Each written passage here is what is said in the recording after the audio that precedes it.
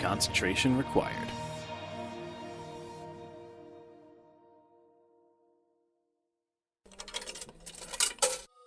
Welcome back, my dear components. You'll see no doubt that I have been busy.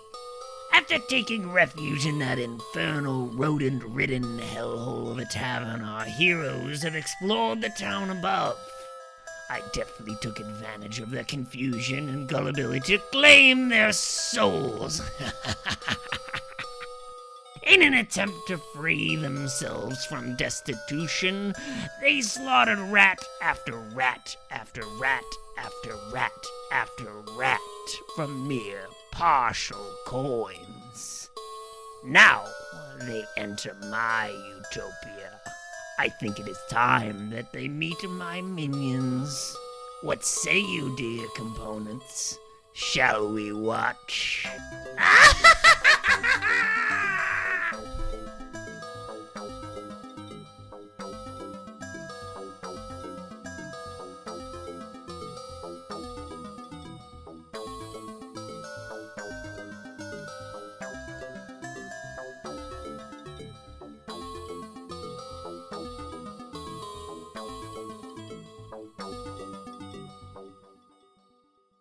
Hello, everybody, and welcome to Concentration Required Presents The Utopia, Episode 3.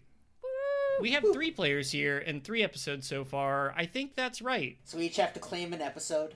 Mm-hmm. Yeah. I call episode 2. All right, I'll call episode 1. All right, sure. I'm episode 3. Okay. Let's This go. is Wendell's episode. This is Wendell's I'm episode. gonna whack somebody with the Let's base. go. Hopefully this one doesn't suck. Seriously. We all die. Good job, Wendell. The story ends. Yeah, Sorry, thanks, guys. Wendell. The 3 of you, the first thing that comes to your senses after being in this black void yet again, after seeing the architect on the ridge, is the sound of city. All sorts of cart, people, the sound of horses, animals, everything that you would think of a medieval city fills your ears. Slowly, your senses start to come back to you. Ace, you find your hand wrapped around the handle of a flagon. And as your senses come back, you find yourself sitting at a table looking at Sprite and Pascal. As Pascal, you look around, you see the other 2 and a bar that's empty. No bartender, no one sitting at perfectly arranged bar stools. Not even any liquor behind the bar. Just an empty bar. Mm-hmm.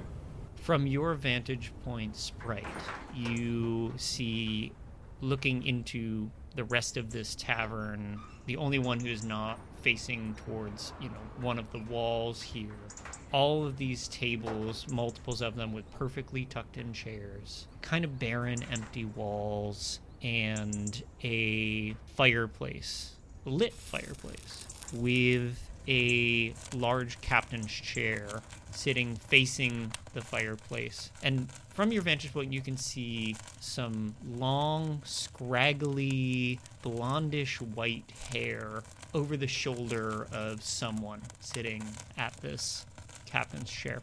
And as you're looking at them, they stand up. You see the back of them, this long, almost ghostly looking white blonde scraggly hair with a black vest over a neatly pressed white shirt. They turn around and look at you, almost human in features. Kind of sharp nose, chin, cheekbones, but definitely human, but not quite, you think. They look at you with eyes that are completely white and smile a massive, too wide grin. Hello. Welcome to the Utopia. Hi? Hello? I am Larrican, right hand to the architect. Oh. Okay. I was asked to introduce you to this place and he stares at you almost over the bridge of his nose. Okay. Well, Where is here, though? because here is not where we were. I think you'll find that the Utopia offers a Magical experience. And he suddenly moves to life, like from being standing still to waving his arms about in almost a surprising fashion, and lowers his arms back down kind of slowly. And he says to you, This is the city below. The first of many layers. Okay. There's many layers to this place? Many, many layers. Are there multiple To cities? this place or to the Utopia? The Utopia, obviously. Is there like a city even further below? How many cities? you'll have to find out. Oh, so we're not. Guys, I think there's a city further below. The deeper city. There's probably like a hamlet somewhere in between. Oh, what if it was made up of all the adventurers who made it far enough, but they were like, we don't want to die. So then they stayed there. He walks around from behind this chair. I don't think he realized how tall and lanky he was. His skin almost ghostly white. He smiles again with that big smile. Perfect teeth. Bright white. And you hear the sound of saliva between his lips and his teeth as he smiles at you. So I think as this is happening, like I'm gonna cross my arms, but like my one hand is just gonna kind of go to like my sword hilt. He walks towards the three of you, and he says, Now, I mean you no harm for now. It is not my time to play with you. I am here to answer questions, if you have any. So are all the bosses of these layers perverts, or is that just you? Well, I am not a boss of any layer.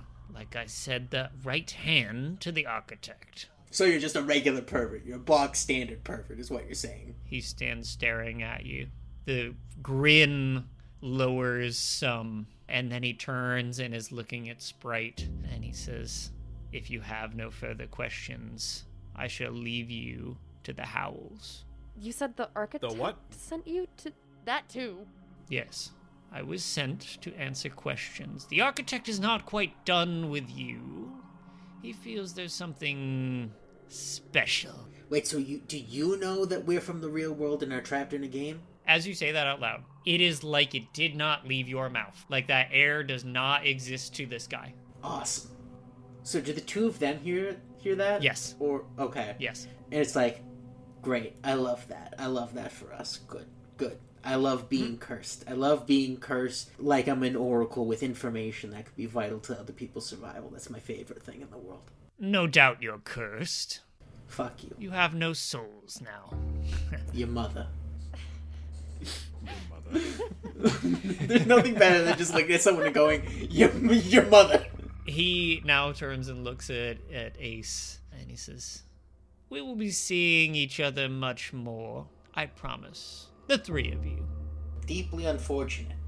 It's very ominous. He reaches his arm out and snaps. And as he does, the door to this tavern opens, and 4 people walk in. 2 large, hulking figures with gray, spotted fur and sharp, jagged teeth, and the face of hyenas. One of them smaller, but similar hyena-featured, each of them carrying different weapons, all walk into the door and file in, closing the door behind them. Laricum looks at you and says, I think it's my cue to go. And he fades from existence in front of you, leaving you with the 4 of these hyena folk standing directly in between you and the only door out of this place. They stare at you for a few moments, and the big one pulls a big, massive club off from his back and starts whacking it into his hand as he starts walking towards the 3 of you. Well, go time? I think it's go time. Go time. Oh, shit. They don't say much as the one is slowly advancing upon you. What did the three of you guys do? I would like to cast a spell. I'm going to cast Mysterious Mist. Mm-hmm. So just at this table, I'm going to cover everything in fog. So I have to make a spell cast roll 13. Okay, so here we go. That is 6, 2, 10 with hope. 10 with hope? Yes. Perfect. Make sure you mark a hope. So does this fill the area with fog? Exact wording is, make a spellcast roll 13 to cast temporary thick fog that gathers in a stationary area within close range. The fog heavily obscures this area and everything in it. Perfect. What does this casting the spell look like for you as fog starts to emit from your fingertips? So instead of fog, it's smoke. It's thick black smoke that just... It sinks out of Pascal's fingertips, and as it hits a solid object, it plumes upward. Okay. So it fully defies physics as it hits an object and just big dark cloud that we're all in. Okay. Yeah. Cool. All of you guys are encased in this fog, no longer able to see. I'm going to spend a fear to act now. I'm actually going to spend 2 fear because... Pascal, what is your evasion? 11. 11. Okay. Yes. Swinging through the mist, Sprite, right past your head, you feel the air go whoosh right past your head as you're just barely missed with the club swinging wildly. Holy shit. Pascal, wham! Into the side of you. Nope. You're gonna... Do you have to be able to I am see your shield. this? Okay. When an ally within very close range would take damage, you can mark a stress to stand in the way and make yourself the target of the attack instead. Perfect. When you take damage from this attack, you can mark any number of armor slots. Okay, so let me roll damage here. That's going to be 10 physical damage. Okay, so remind me. So anything that is under your first threshold is... Yeah, I have a 9 and a 17. I took major damage. You take, minor and major, and then severe is over the top. I do want to clarify something real quick. Mm-hmm. So, stress, does that go away when we rest? When you rest, you can do 2 things. You can do 2 of these things. You can clear all stress, clear all hit points. You can repair all armor, work on a project. So, Are we going into this assuming that we had everything cleared? Yeah, sure. You can go into it assuming that you had everything cleared. Except for Hope, right? Hope stays around? Yes, your hope stays around. Wailing into you, are you going to mark any armor slots for this, or are you going to take the full hit brunt of the hit? If you mark 1 armor slot, it would reduce it down to minor. If you marked 2, it would reduce it to 0. I'm reducing it to minor.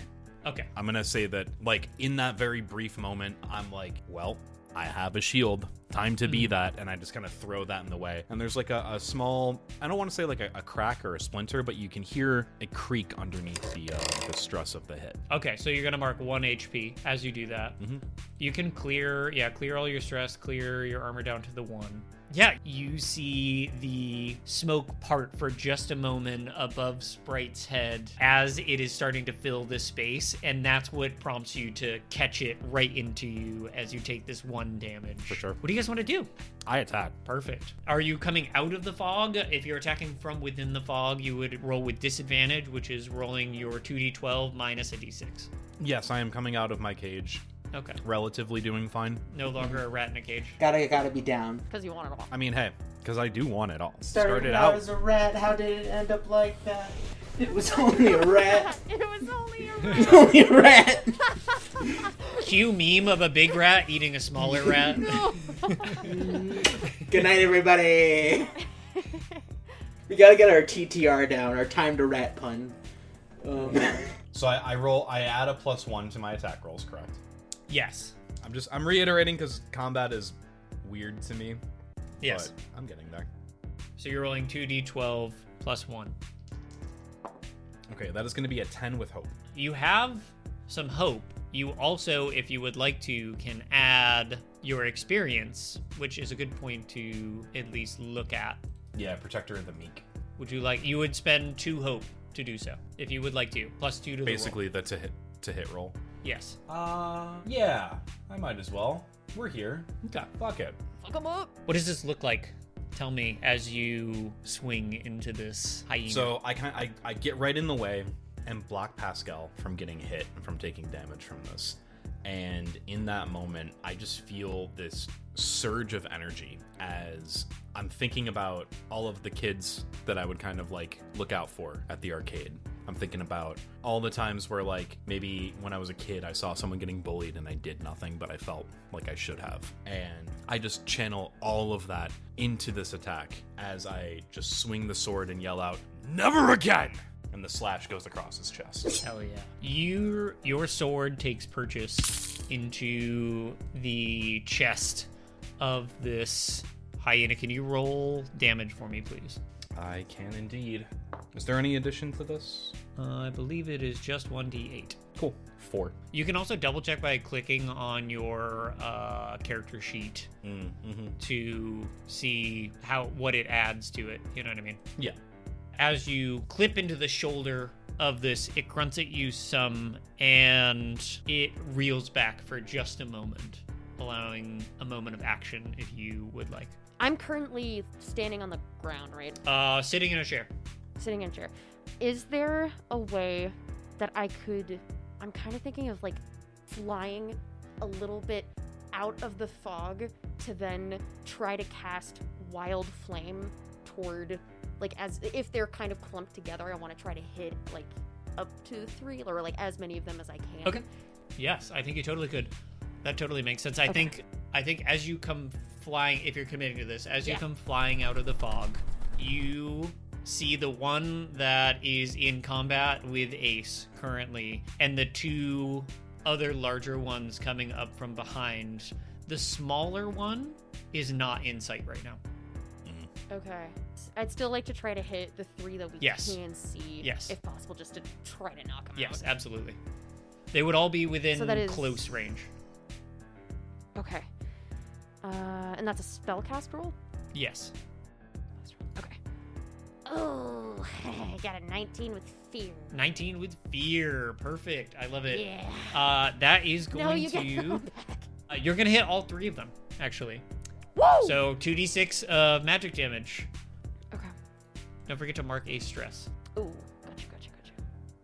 That is a 7. 7. All right. All 3 of them are immolated in this flame for a few moments. And I'm going to act upon that fear now as you go to blast the 3 of them. You get this spell off. Flames leave your fingertips. And as you do, what's your evasion? 11. As you do, you feel movement behind you for just a moment, and a blade comes flying from behind you. You're going to take... Oh wait, not this time. Oh. I can use 3 hope to force it to reroll the attack. Okay. Oh, okay. I'd like to do that. I like it. Thank you, Pascal! That's going to be a 14 this time. That still hit? Yes. It does? Okay. Okay. All right. Yeah. Wait, that's just, like, out of my evasion score, right? Yeah. Okay, yeah, no, that still hits. I wanted to be cool. I also have I'm an sorry. 11. It is I a cool. failed. It is a cool feature. okay. It is a cool feature, and I'm sure you'll get cool use out of it. As let's see, it's 4 + 6, so it's gonna be 10 physical damage. 10. Okay. Where does that land in your thresholds? That is major damage. Major damage. All right, you're gonna mark 2 hit points as this blade comes flying from behind you and lands almost square between the 2 wings on your back. Oh, fuck no. And I think maybe Ace, out of the corner of your eye, you would see this hyena standing maybe 5 feet or so behind Sprite, arm out as if just thrown this knife. You wouldn't have seen them up until now. They just seem to have appeared. Mm-hmm. Is there's not like an attack of opportunity equivalent in this game, No. correct? Nope. But you want to do something, you do it. Yeah, okay, cool. Well, I just wanted to make sure I wasn't taking one. Mm-hmm. No. Cool. So I will run at this little fuck, Get him, Ace. Okay. and I will attack. That is going to be a 10 with fear. 10 with fear. He slowly steps to the side as you bring your sword down and is going to sidestep your attack as you swing your sword. Neat. It's okay. I'm gonna collect that fear though right now. As you do this, one of the larger ones from the back, who does not have a weapon, just holding up fists, comes walking in from behind the one with the bat. Large, bulged, like out with muscles underneath fur. No shirt on top, with a bandolier going across their chest. Comes in and just with 2 arms brings down on Sprite towards you. Are they within very close range, Sprite? Yeah, I would say so. Cool. Doing it again. Buddy! Running it back. All right. Let's see. This is 16 plus 1, 17. That's going to hit your ear. Yeah, man. Wait, so it's our evasion? Yes. Okay.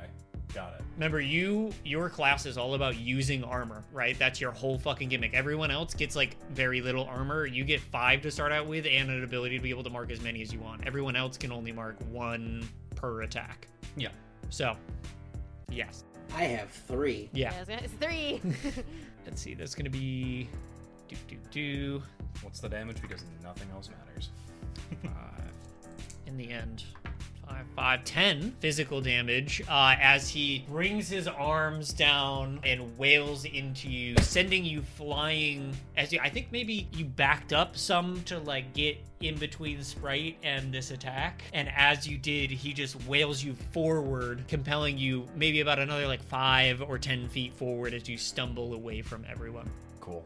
Alright, well, then I will see, because the 2 of them are basically there with the 3 guys, and I'm just in this thing of mist with this one dude who's already hit me in the face, or attempted to. So I'm going to also dart out of the fog towards these 3 guys to get close enough to also Wild Flame. Okay.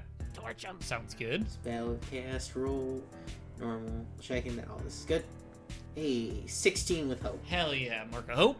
And all 4 of them are in view at this point, and I think if you came out of the fog and positioned yourself, you'd be able to get all 4 of them. Especially now that Ace has been shoved out from in between everyone, I think you could get all 4 in one go. Unfortunately, Wild Flame is only up to 3. 3? Okay, all right. So Yes. choose. Do you want to get the stealthy one and the 3 big one, and 2 of the big ones, or do you want to do like some arrangement of, or all 3 big ones? I'm gonna do the stealthy one and the 2 of the 3 big ones. Sick. Here we go.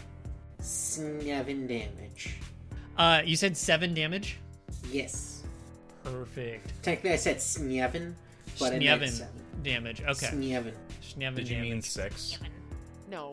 Or did you mean 7?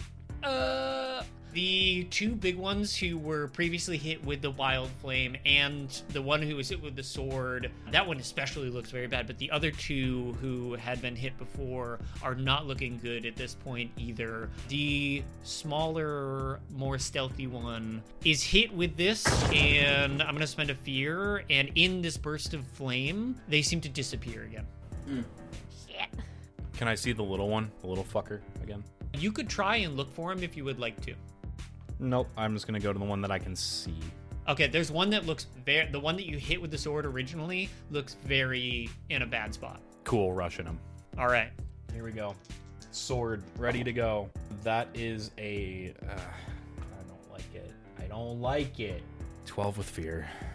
12 with fear. So I'll take that fear. Thank you very much. You swing into this, and yet again, your sword takes purchase into his shoulder. Roll damage for me, please. Cool. That is going to be... It is a 3.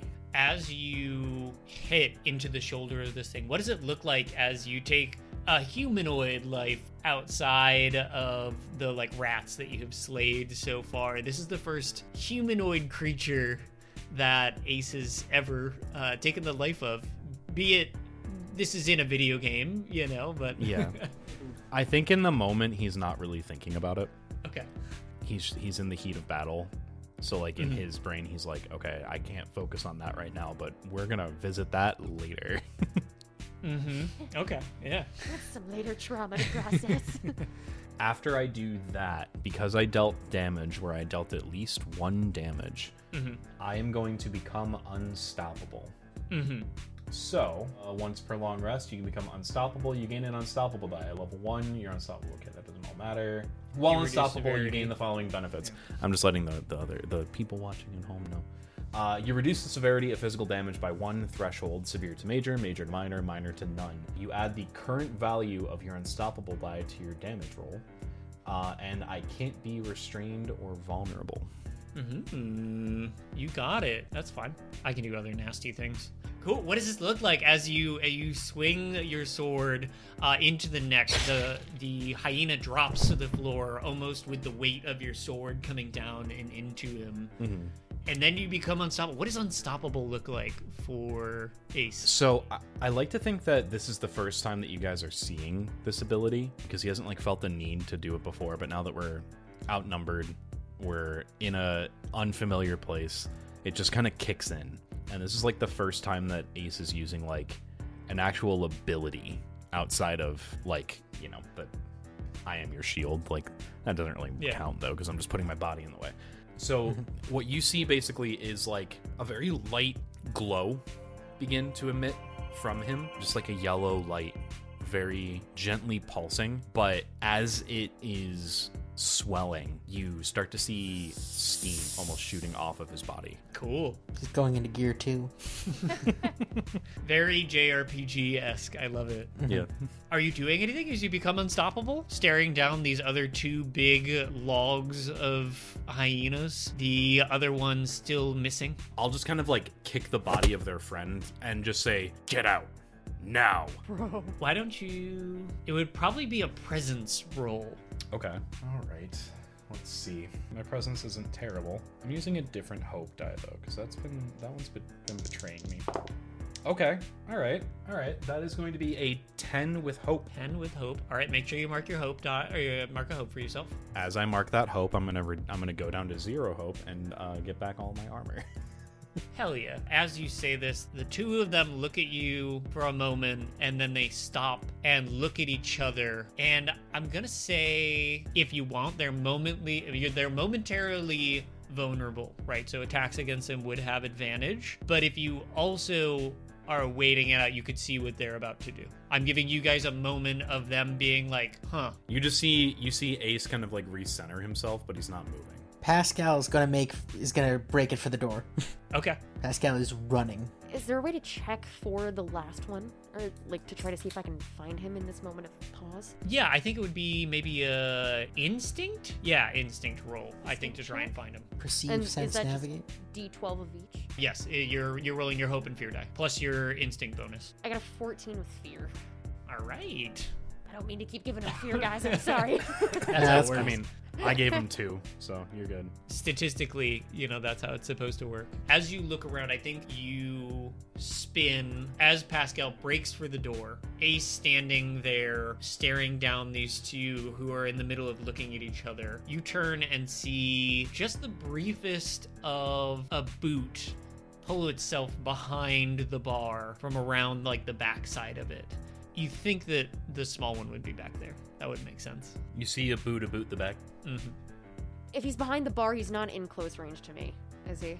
He'd be in close range, but I would say you'd roll this with, like, if you're about to do, like, a magic attack, it would be a disadvantage because you'd have to, like, get around the bar. So you just roll your hope and fear minus a d6. I don't know if it would be a rolled attack. I was thinking of doing epic song Okay. to make them temporarily vulnerable. Okay. Then I don't think you need to roll with disadvantage on that. Okay, it just kind of happens. Yeah, it's kind of like that's within close range, and you're not like directly, I think, like, as I see this guy, or I see, like, a little bit of a boot, I grab my bass guitar from behind my back, and I just kind of focus on the direction that I saw him, and I start to plunk out a little bit of, like, a, not quite metal, but like a... Okay. As I, like, try to kind of target where he's at to, like, cast this epic song to make him temporarily vulnerable. He just like looks up and he's like, "Is that Doom music?" Is that boss music? What the hell is that? E1, M1, let's go. Do you have to roll for that, or does it just happen? I think it just happens. You can Okay. play 3 different types of songs, once each per long rest, and it's just like a use bubble. Perfect. Awesome. I think you give him pause for a moment. Yeah. Radical. Yeah, stay there, bitch. Okay. Do I get the door open? Yeah. As you get to the door, it is unlocked. It just opens. Yeah. Yeah. It is sick. unlocked. Are you going to run out the door, or are you stopping for a moment? I think I open it. Pascal's not expecting this door to be unlocked, so when it opens, he's like, "What?" And he just turns to the two of them and he gives them like a wave, like just let's run. And then, because he's not gonna leave without him. I'm gonna stay between them and the door. Will like specifically like walk with my not walk, but like move with my shield up, pointing towards them, sword kind of like up like it's a spear. The two of them, as you are holding your shield in a defensive stance, and maybe are you doing like a half circle around them basically?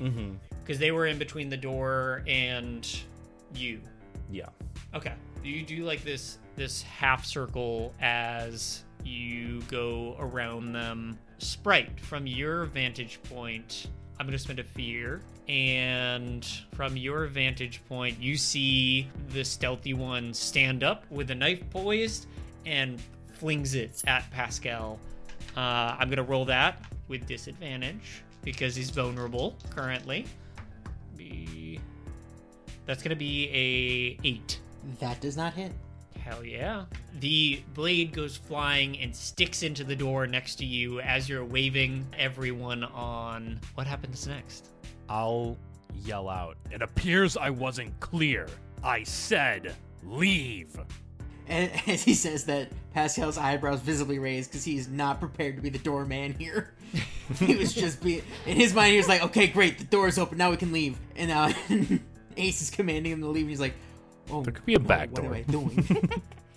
Should have gone for the back door. Is there, like, after Ace says that, I'm facing the guy behind the bar, but I think I would, like, kind of turn and see that they're still there. Would it be possible to cast Wild Flame again? Yeah. At them? Yeah. Okay. As long as you got the resources to do it, you can do it. It just says casting a spell cast roll. It doesn't have, like, a... You just like, need to mark a spell stress. roll. Yeah. Ah! Okay, got it. Yes. Oh, yeah, I'm gonna do that. Alright, roll spell cast. 2 spell cast. Oh, I got an 8 with hope. An 8 with hope. Well, you can roll a d6 to hit the one who is vulnerable extra. You would add a d6 to that specific roll, like specifically to attacking that one. But the other two are not vulnerable. So your 8 would go across the board for those two. But the stealthy one, you can roll an extra d6 to add to your roll. An extra d6. Yes. So that would be 3? So it'd be 8 If plus it's whatever 2. if you rolled if you rolled an 8 on your hope and fear die, you'd add a d6 roll. Oh, okay. Yes. It's okay. So 8 plus 5? Sure. Great. Perfect. 13? And then how much damage? Oh, that's the 2d6. Oh, okay, that's where I was getting a little thrown off, sorry. I see.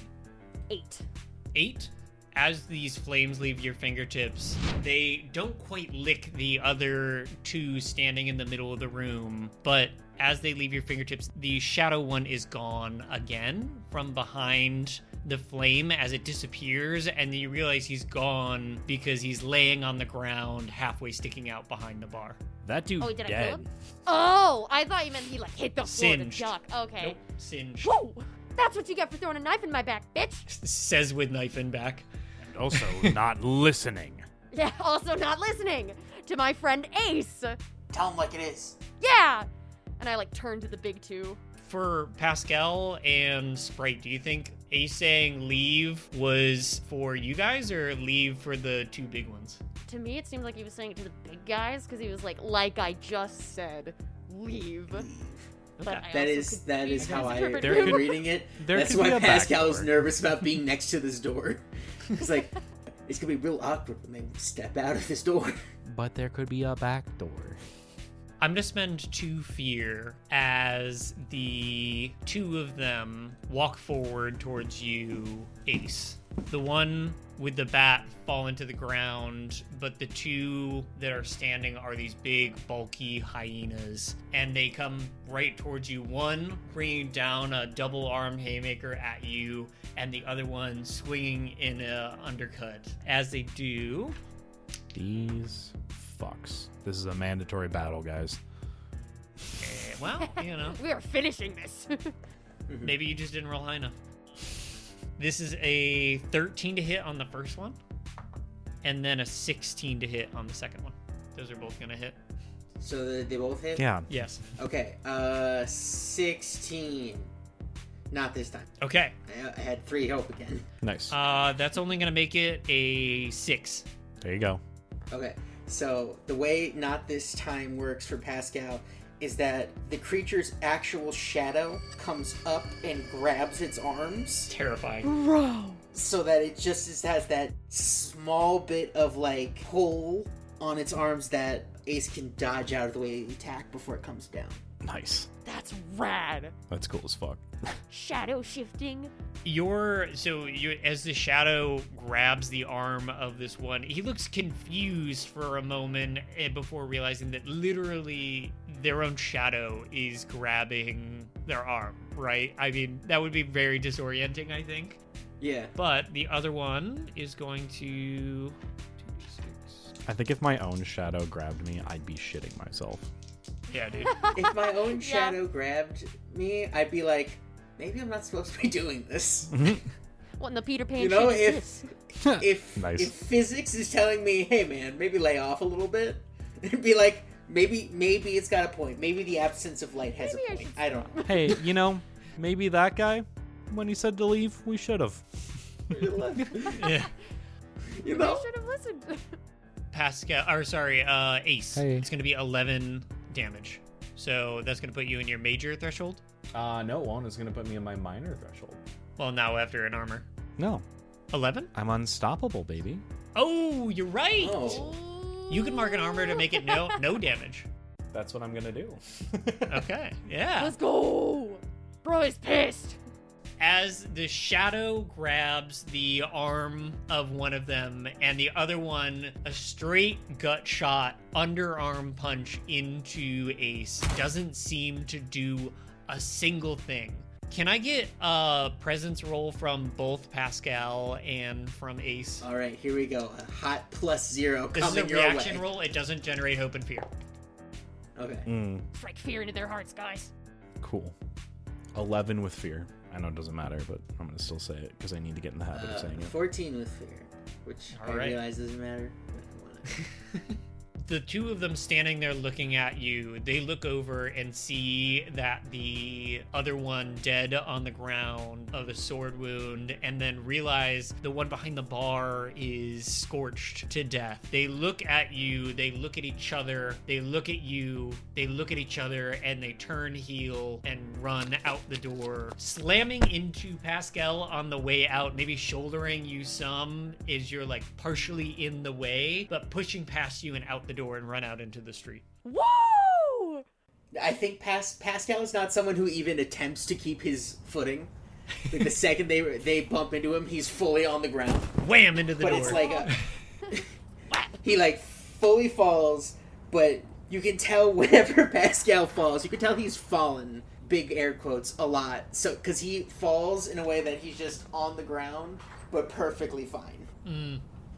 Master faller. It's just like starfish now. Just Yeah, maximize area, minimize impact. Taken a few shoves before. Yes, and a couple noteworthy ones at that. So as the adrenaline of this scene, I'm assuming the scene ends based on game mechanics. They ran out the door. And then they're gonna run right back in. You know what? I do need to know because Unstoppable ends when the scene ends. Oh, no, this is still the same scene, I would say, for sure. Until we, like, change camera view, I guess I would say this is the same scene. Okay. Then I think I'm just gonna end Unstoppable. Sure. Maybe. Sure. You see like the steam shoot out in one like push. And then as the adrenaline of this kind of ends, Ace kind of like takes a knee and you see him throw up. oh, buddy. Oh no. Pascal, still on the ground, hears that and goes, "Oh."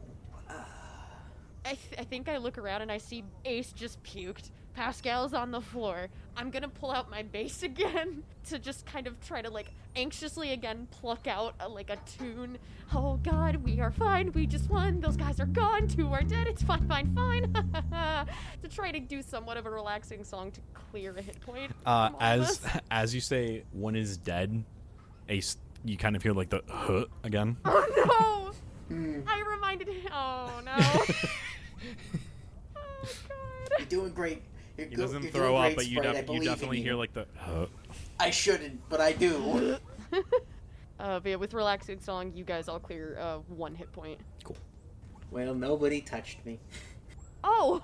Isn't No one that touches the nice? goblin. You did! As Sprite, you're playing this panicked but relaxing tune. You look around, and this tavern is now in disarray, right? Like, a path from the door to where the table that you guys were at is destroyed, pushed apart. All the tables with perfectly tucked in chairs are all pushed off to the side, some laying on their side, a broken table. The bar is just fully scorched. Oops. The entirety of it looks like it has, turned into charcoal. Sorry to whoever owned this bar. Hey, there's no liquor behind the bar, so. Yeah. Pascal, Yeah. how's life on the floor? The floor is nice. The floor is certain, but Grounding. the certainty of the floor is not what we need right now. So Pascal sits up. I don't think Pascal stands. I think Pascal scurries on hands and knees to Ace to comfort him. Like a full. Thanks. Just And he's kind of rubbing his back and It's okay, buddy. yeah. It's over. For now, I think. They felt like they were gonna kill us, so we no, just I know. a real awkward look between Pascal and Sprite. He just stood our ground, and And I'm just like, yeah. I mean, we did what we had to so that we don't die and lose our souls. No, I think we already I think lost we already ourselves. lost our souls. Yeah. Right. But- Sorry. So we don't. Honestly, the mechanics of this whole thing are a little confusing. Besides the point. Like- I knew it was going to happen probably, but Yeah, I was used to the rats and how they weren't really people. human-like. Yeah. Yeah. These guys could not be people. I mean, Pascal looks at one really hard and goes, "No, they're people. That's definitely a people." thanks, bud. As you're looking at this body on the ground, the 2 that are on the ground in here slowly for a moment kind of shimmer a little bit and then slowly disappear from vision, leaving just a splatter of blood on the floor and the charred bar. Not people. Not people. Not fully people. We're in the clear. But not people. Not people, but not people. You would be used to this because of the rats. Similarly, if you left the body there for a little while, would slowly disappear, sometimes leaving behind one of those little bags with rat leather in it. Did they leave behind a bag? Do you need some rat jerky? Do I need some rat jerky? There's definitely some there, and a little bit there, and a bit there. Did they leave anything behind, I guess? Just a splatter of blood. All right. Okay. Let's We should probably get out of here.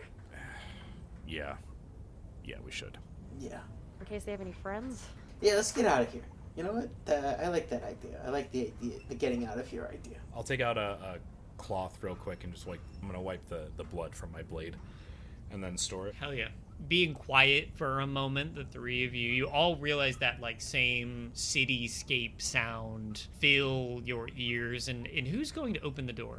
The door is already open, so I think Pascal will stand up and be the first one to actually look outside. Okay. As you look outside, you see a medieval city street. There is cobblestone roads, windows that don't have glass in them, but bars just to keep people out of the bottom level.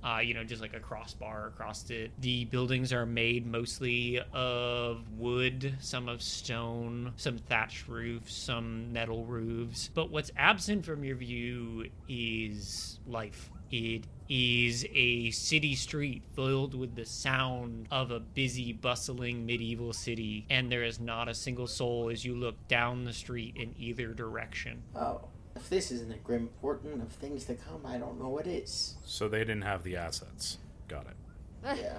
There's probably we'll see someone who's like, I hope the king doesn't fall ill, and that's all he says. Have you heard of the High Elves? Wait, can we see the... Is there a sky? Yeah, it's bright blue. Oh.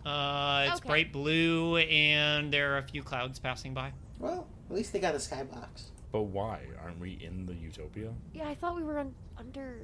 I got a feeling, Oh. it's like, one of those things where there's like a false sky. Like if we went up there, there'd probably be like, it's like rocks that are like bouncing light. So they look like light, Maybe. you know? Yeah. Well, I think we should keep moving. Find some I was kind gonna of... say, or maybe it's For just sure. a vibe. I don't know. This is all... To say that this is all weird, I think is an understatement. Yeah.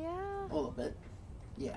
The three of you looking around, yet again, no movement, no nothing. I think you have no choice but to just pick a direction and walk. You walk for a while, and as you do, the sound stays the same, almost if on loop. I think maybe after a little bit you realize that there's the same cart noise that happens every once in a while, and perhaps if you were to like time it, it would be on an interval. You find yourself walking to find a town square that has a fountain in the center, no water flowing from it, just a dry, three-tiered fountain. And as you walk up to this fountain, you hear in this square a door close, a different sound. I look around.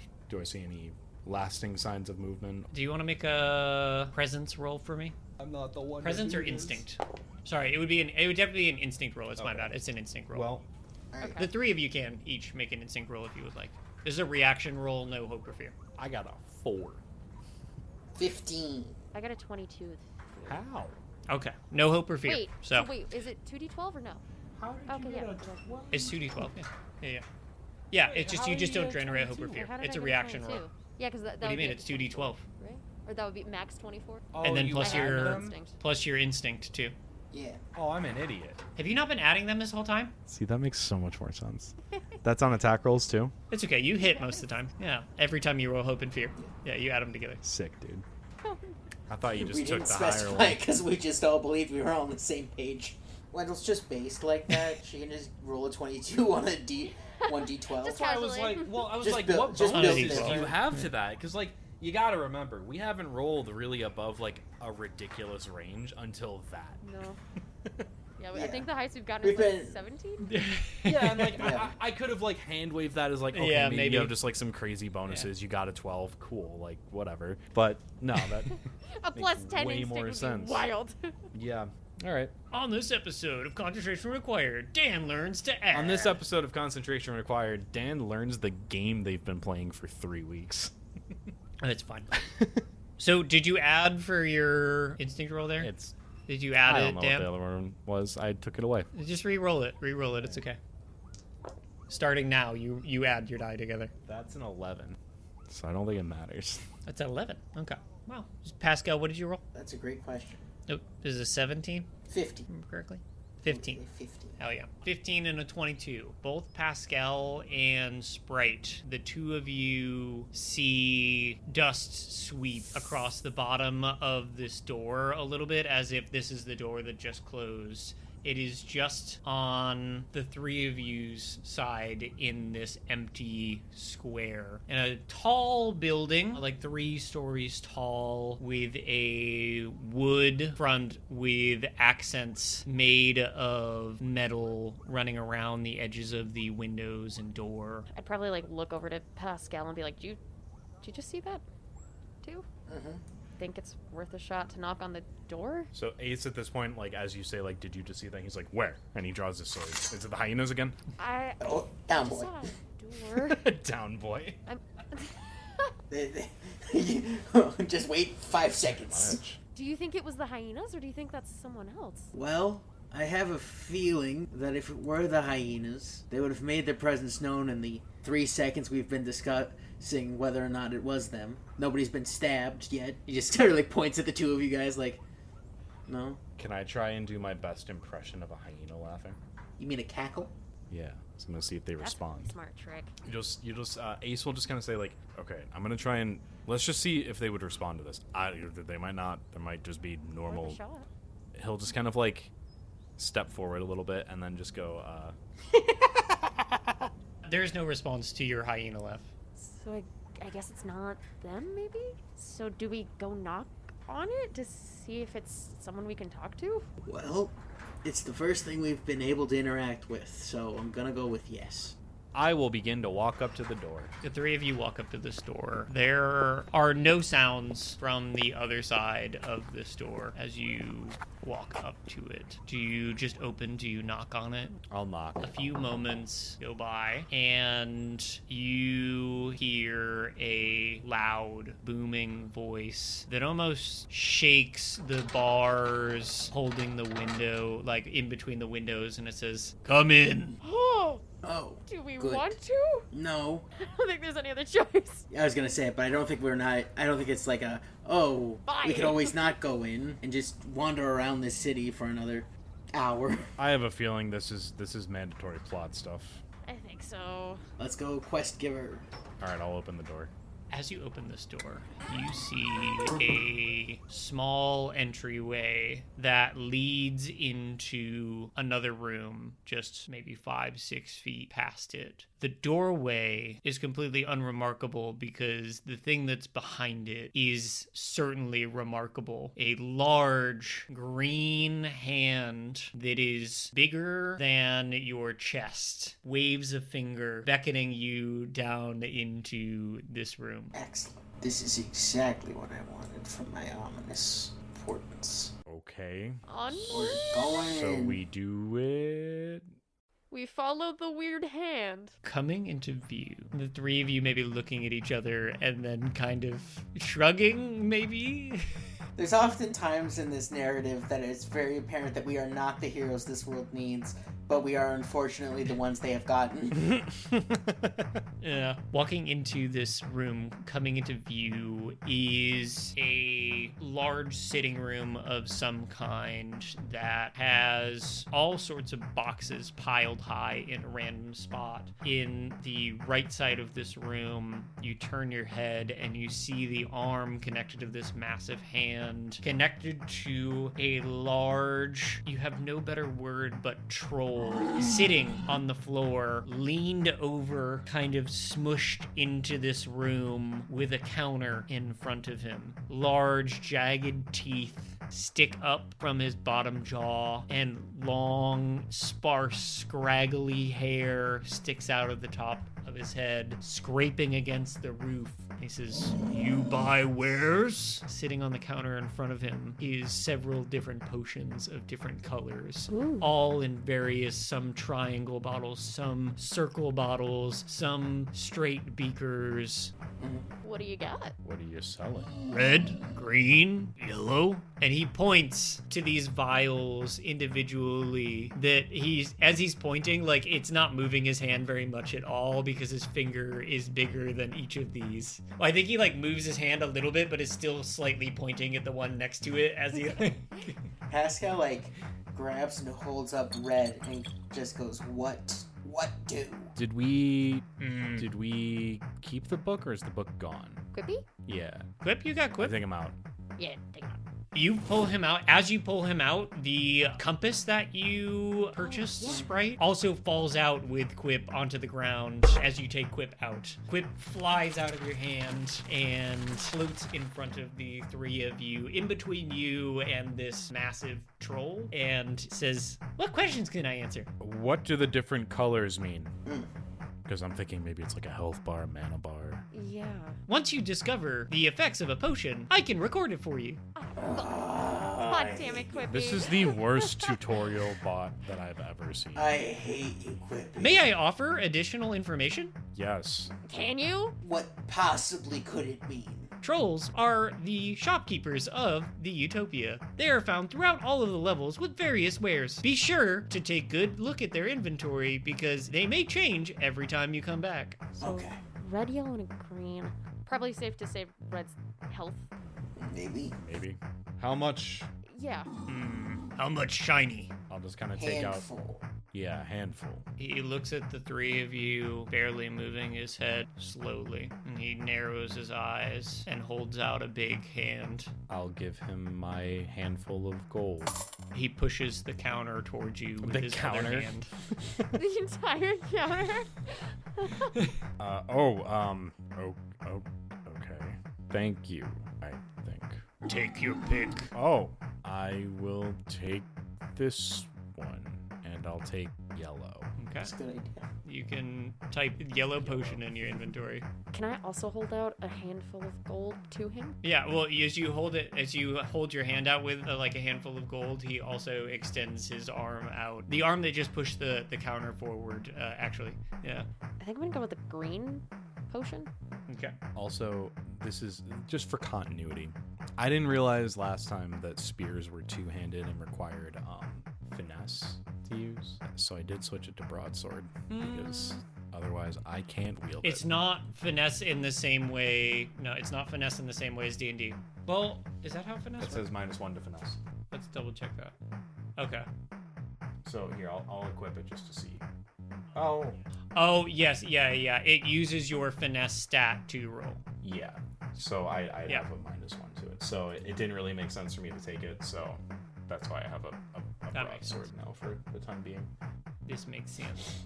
Plus, it would be two-handed. They and prefer I to be called trying women's swords, Dan. Zach?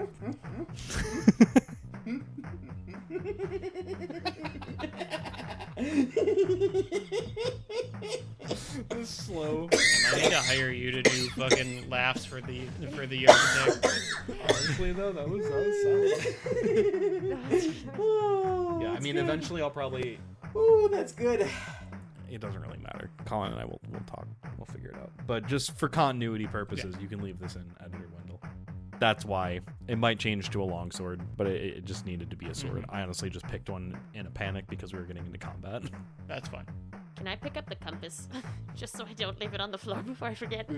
As you pick up the compass, you see that it is no longer spinning quickly. It is pointing in a direction past the troll through this wall.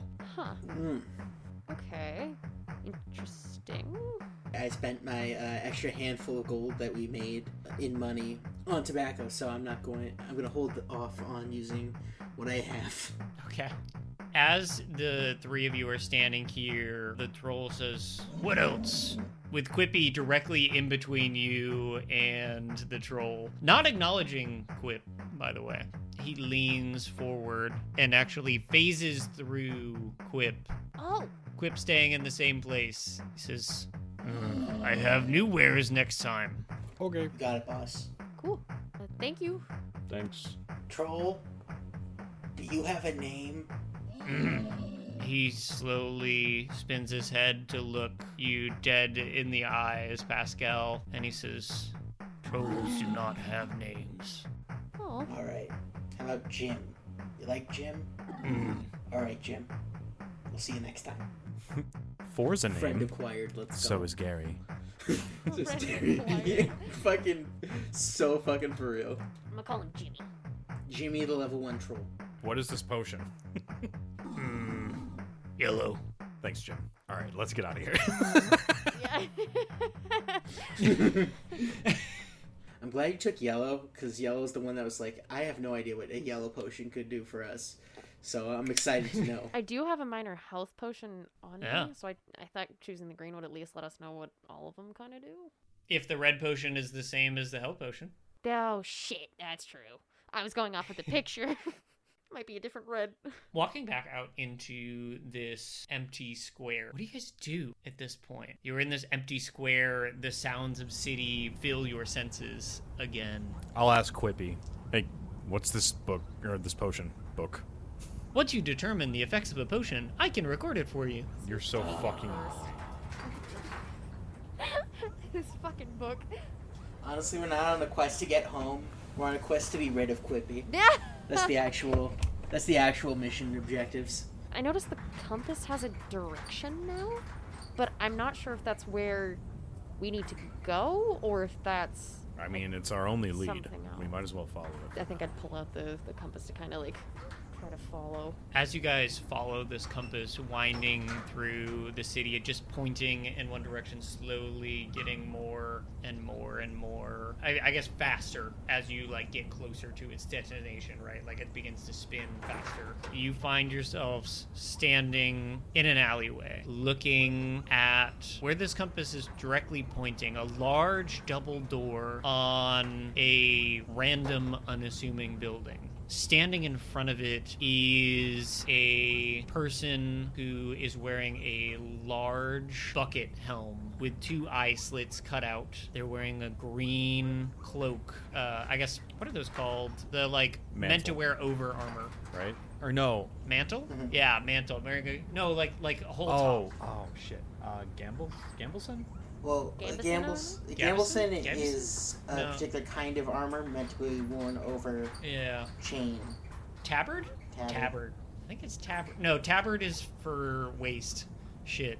Okay, he's wearing a large piece of cloth over a set of chainmail armor. You see them looking kind of up the street some and coming down the street. You found it, Dan?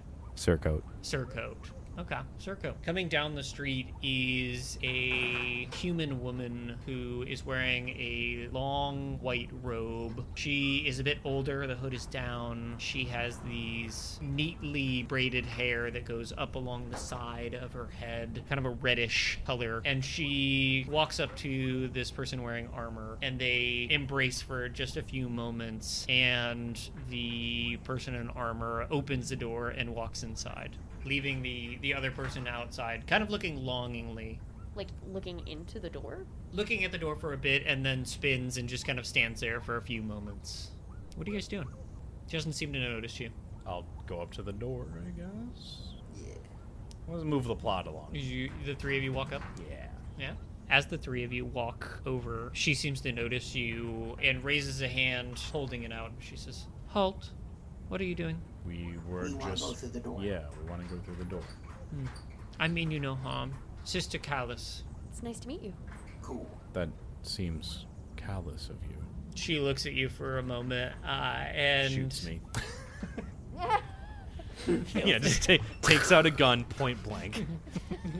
6-shooter from the hip. You didn't even realize it was there. There's a whole ass gun belt. She looks at you. She says your full social security number, your credit card number, and 3 digits on the back, your address.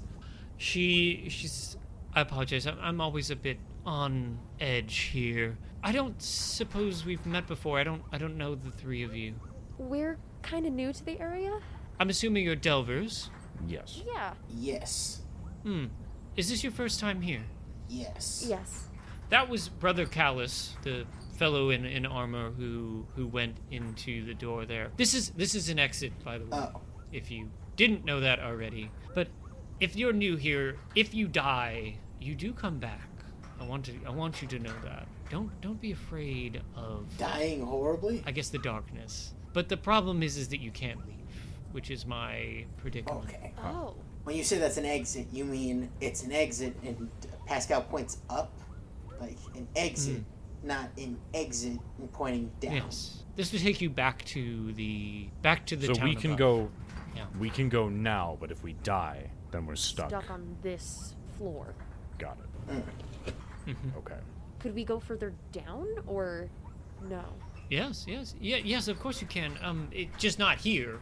You'd have to find a way down to the forest. The forest. Yes. We are brand new okay, to this. So, you must be brand new. Most folks make it past the city at least to the forest, which is a whole nother experience. What are you seeking here, if I may ask? It's a long and complicated story, but the short of it is the bottom. Like most, I see. Okay, well, I should let you know that there is a small refuge, I guess. It's not quite a refuge. You always have to watch your back, but the folks who find themselves rezzed and stuck in this place, we all tend to congregate in a building that is 3 or 4 blocks over. And as she says that, Sprite, you feel Quip vibrate a little bit. She looks at you kind of inquisitively. Are you all right? Yeah, just almost dropped my book. She's very fond of it. Yeah, it's my favorite story. Book. She looks at you as if she does not understand what you're saying right now. Never mind. You said it's 3-4 blocks that way? Yes. There's it's a kind of a rotating cast of who's delving and who's isn't, so you should expect never to see the same folks there, I would say.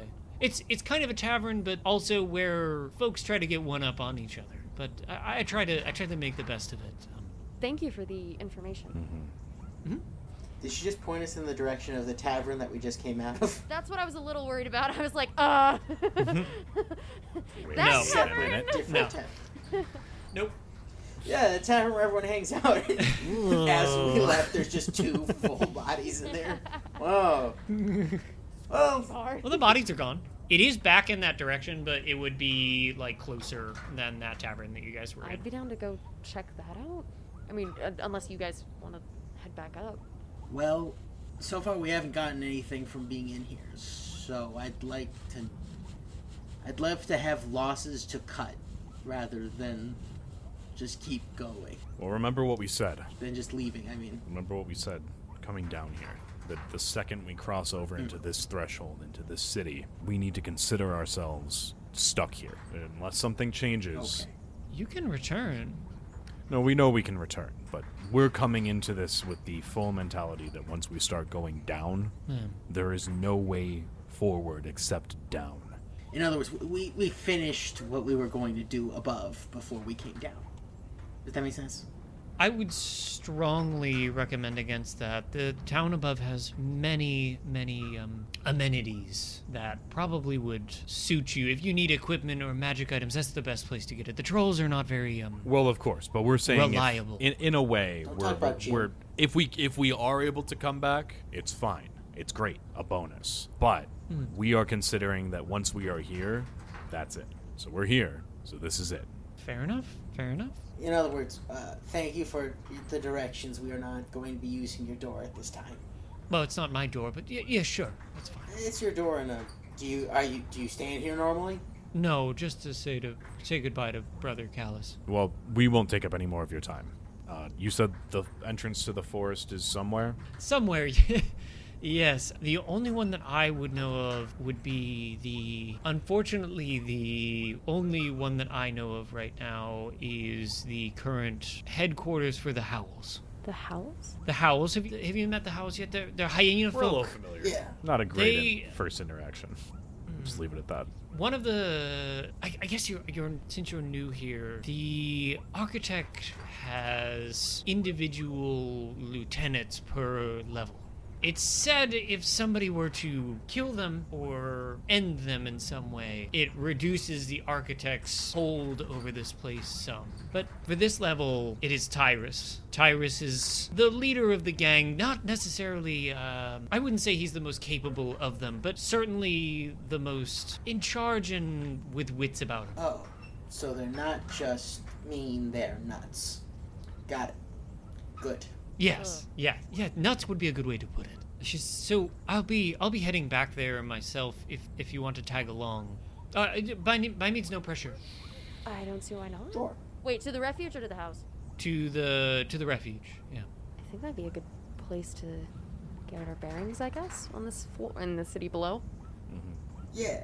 Thank you. Thank you. Sister Dallas. She begins walking and beckons you guys along. As you walk through this city, not a thing is out of place is something that you guys would begin to notice. That like there may be a box or a crate or in some places a cart without a horse, but everything is empty and perfectly arranged. The time of day does not change in any way, shape, or form. It continues to be almost high noon, not quite. Go for it. It's high-ish noon. There you go. It's 11:45. It's 11:53. As you guys walk through this town, she juts down a few different alleyways and past a few different streets, and she comes upon a door that has a large painted X in a silvery paint on it. She says, "This is how you know this is the right door. I suppose it's a confusing maze that changes. Oh, of course. I should warn you, the city is constantly, when you're not looking, changing.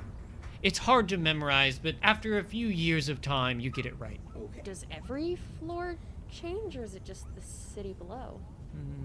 Not as far as I know, just the city. Usually, when something's destroyed, the sprites put it back, but seemingly here they tend to rearrange things in random ways, but always neat. Okay. Okay. She puts her hand on the door and pushes it open to a almost identical tavern to the one that you guys were in. Except for this one has life inside. There are people in here. Unlike the death that was in the other one. Yeah. Ace throws up again.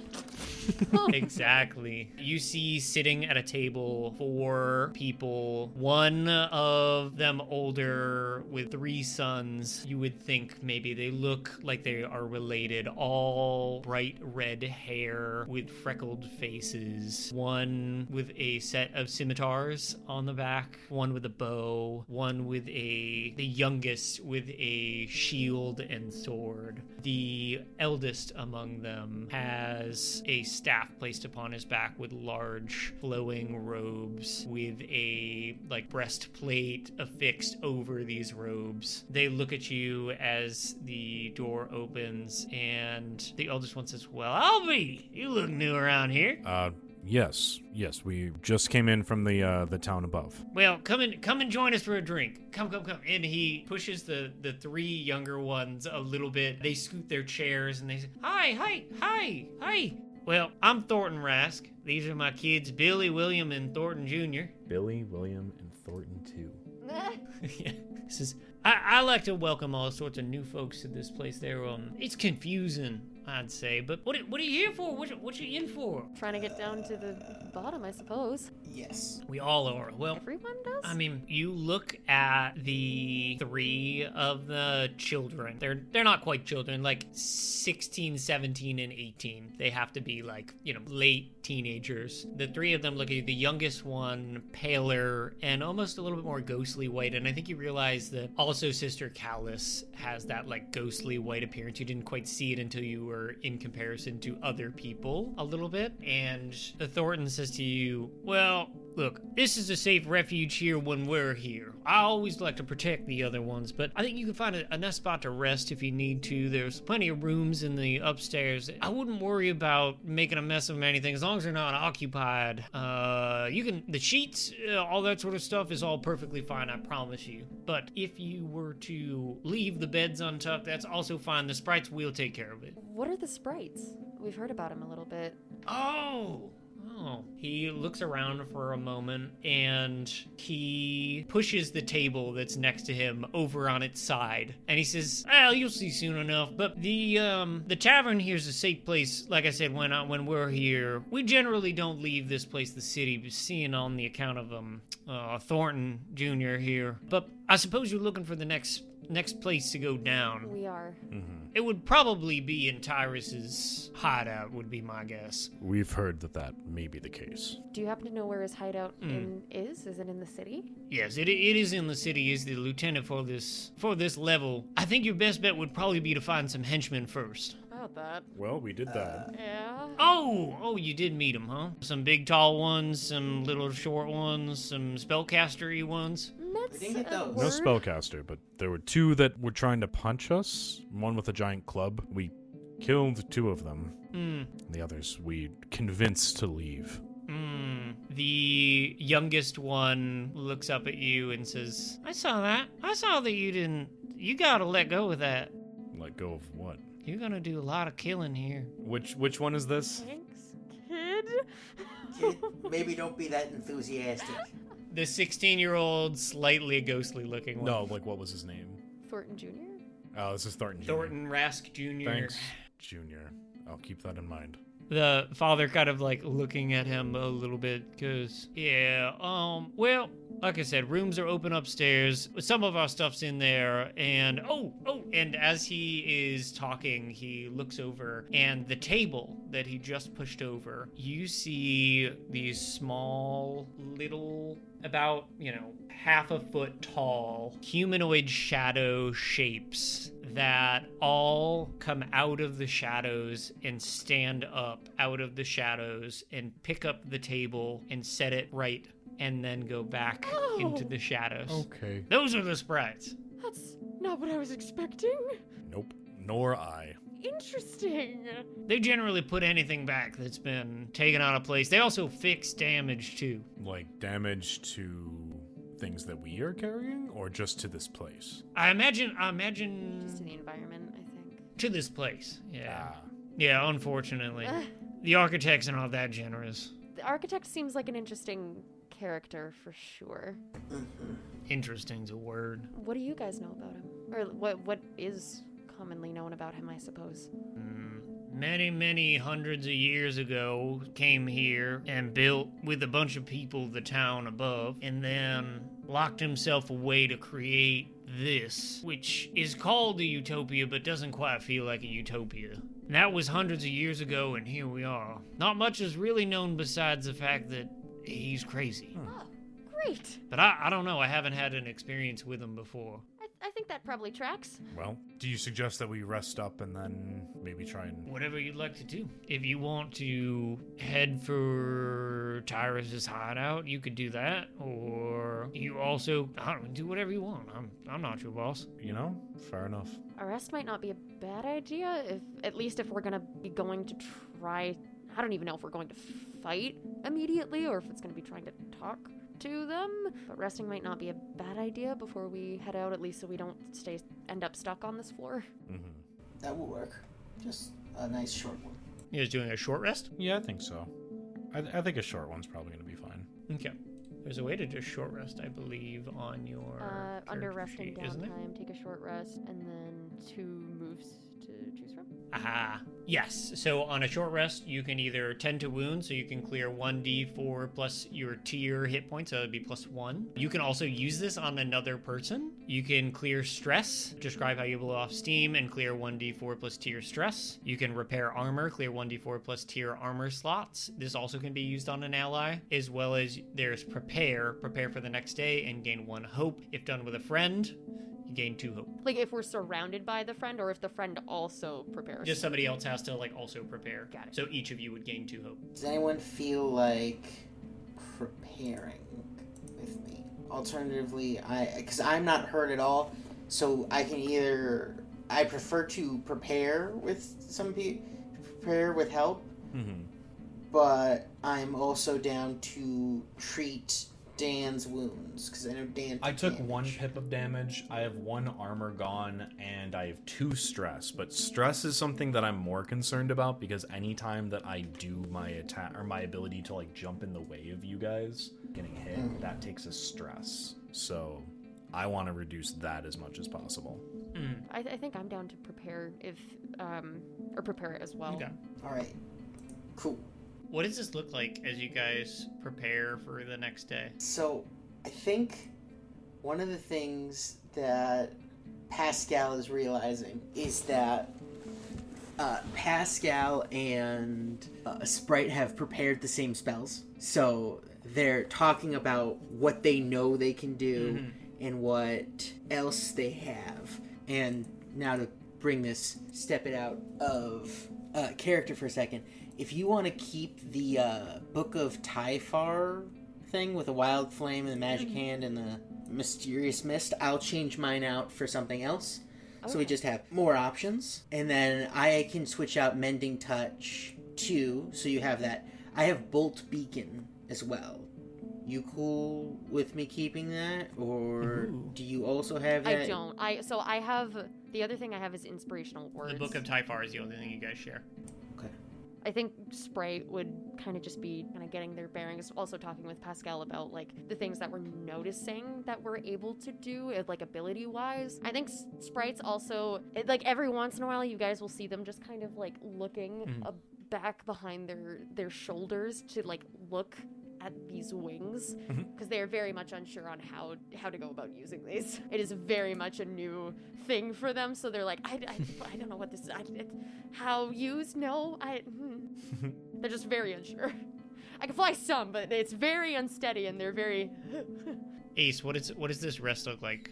Ace is just kind of going outside, looking for a way to get up to the roof. Yeah, you could find like maybe you have to like climb out a window and then like onto like the building next to its roof, and then from there like jump onto the roof of this building if you wanted to. So in doing that, Ace has like never left his hometown, so he's almost taking in what he's seeing, because he's never really seen the stars of a different sky, or like the way that the horizon looks somewhere other than where he is. And while he was kind of enjoying it in the town above, the town below is even stranger. So he's just taking the time to be out here, listen to the sounds of the city, even though it might be on a loop, and just not focus on what had happened before, but also thinking that if it hadn't been them, it would have been his friends, and he would have failed. I think there's a moment in the interaction between Pascal and Sprite where Pascal's going to notice that Ace is gone and just go, do you think we should have left him to go by himself? I mean, we're here to support him as much as he needs us, absolutely. But with something like that, he might need some time to just kind of process it a little bit, or kind of think through it. I mean, if we notice he's not back for a little bit, then I think we absolutely go try to find him. But he might just need a little bit of time. I think we all have in trying to figure out how we are in these bodies and in this place. Yeah, good point. I'm hoping that he knows we're here to support him as much as he needs us to. Good point. Hey, there's just this audio loop with this city. What? Okay, I've been thinking about this since we got here. We knew that there was like some things with the game, or like the game company. I'm curious how much of certain games was actually, or like certain aspects of the game was actually finished. Like, the sound is on a loop, so like they probably got a certain degree, but then there's nothing else in this city? I don't know. Yeah. I'm just curious of like what does it translate to, I suppose? I wonder how much of it is the game isn't done and how much of it is the way we're interfacing with it is. I don't think they made a game fully expecting people to be sucked into it, is what I'm trying to get at. Fair. Now, if they did, if this is some sort of grand four-dimensional chess, like, scheme, then that's one thing. In which case, they're just being lazy with their plots. Yeah. Otherwise, I think we're just, I don't know. It's hard telling. Maybe we're supposed to be in here. That's true. Maybe whatever's in charge of it all needs us to be here. Right. Did anyone ever tell you had a grand destiny? Huh? I don't know. Did anyone ever tell you had a grand destiny? Well, You seem like someone who would. I guess no one. It's interesting here for sure. Yeah. We kind of fade out in this scene with the two of you connecting a little bit.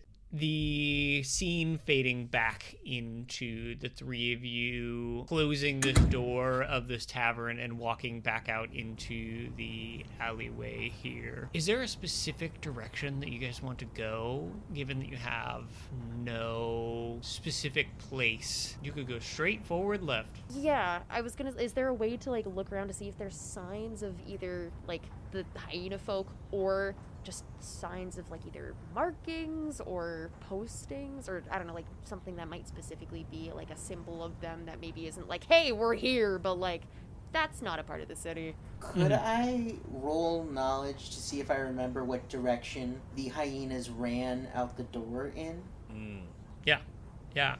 You want to go back to that tavern? Basically, I want to go, so from what I remember of where the tavern is versus where we are now, what direction did they head out in, just from the exit of that tavern?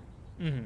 I think I would need, let's make a knowledge roll to just figure out where that tavern was, because the streets are different than when you got here. Already? Fuck. Alright. I Here wonder. we go. 17 with fear. Does the compass only point to how to get out? Could I look at it to see if it's... It's pointing back towards the exit, like in the direction that exit was. I mean, that's kind of handy. I didn't know it did that when I bought it, but it's kind of handy in case we need to make a quick exit to safety, I suppose. Oh, for sure. Yeah. Sprite, you could look in your inventory, by the way. Oh, wait, no, yeah, it's cool.